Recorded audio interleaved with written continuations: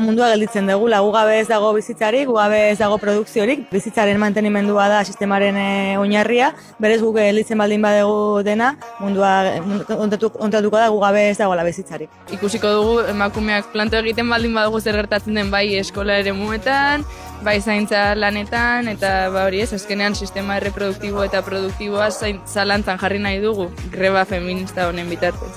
Se paraliza todo porque somos las mujeres el eje primordial en una sociedad y desgraciadamente con este sistema heteropatriarcal, neoliberal, capitalista, siempre somos las que estamos a la espalda de todo el mundo y no, nosotros somos las que tenemos que estar de frente porque somos las mujeres las que movemos el mundo. Mundua mugiarazten dutenek planto egingo dute.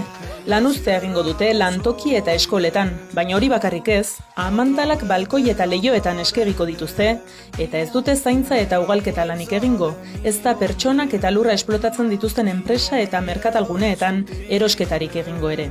Euskal Herriko mugimendu feministak grebara deitu du martxoaren 8irako, eta ez da ohiko lanuztea izango. Emakumeek lan produktibo zein erreproduktiboak utzi egingo dituzte, muga guztiak gaindituko dituen greba izan dadin. Batetik, lanaren kontzeptua dela oso hertsia, eta askotan lanaren kontzeptu horren barruan bakarrik soldatapeko lanak edo direnak barne biltzen direla, eta gero hortaz aparte, soldatapeko lanak direnak ere bai feminizatuak daudenak, direla oso lan prekarioak edo prekarioenak gainera, ez? Gure bizi baldintzak emakumeontzat naiz soldatapekoak izan, dira prekarioenak. Ez da defentsarako greba izango, adierazi dutenez, eredu osoa aldatuko duten proposamen politikoak dakartzate.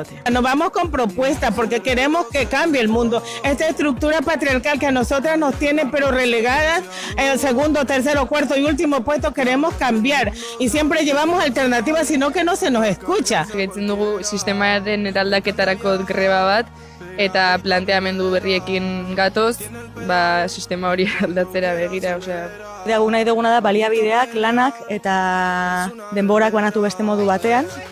Uste dugu benetaneko demokrazia ekonomikoa egoteko emakumeok hartu behar dugula hitza, hartu behar dugula espazioa, hartu behar dugula denbora, eta berriro adostu behar dugu beste modu bat, modelo ekonomiko bat, sozial bat eta politiko bat birrentzatzeko eta ondo bizitzeko denok.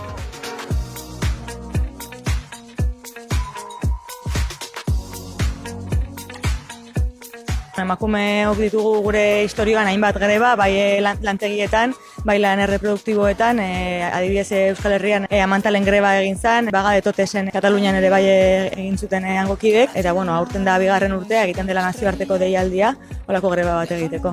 Herri eta auzo eta hiri bakoitzean egingo dira ekintza ezberdinak, baina denak desobedienteak izango dira, saiatuko gara ahalik eta gehien mugitzen eta zarata sartzen eta gu entzun gaitzatela edo nun.